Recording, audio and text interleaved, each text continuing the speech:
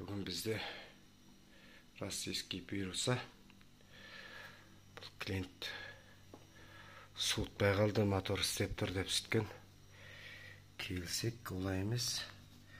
Мотор клиент етіп қалған. Фреон біткеннен кейін қоса берген ғой. Содан мотор тексерсек, адмоткалар аман. Содан клиентнен шығарайық деп моторды клиент еткеннен шығардық. Оған бізге міне осындай дәу конденсатор керек. Содан кейін өзінің релесі кейде өзінде тұрған релелер жарайды. Кейбіреулерден басқа реле қою керек уже. Конденсатор қосылу үшін басқа реле керек.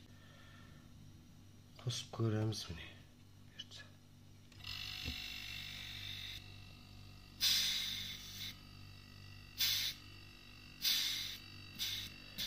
Мотор күшті істеттір. Просто қысып кеткенде бұлардың әдеті 600 моторлар клиент етіп қалады.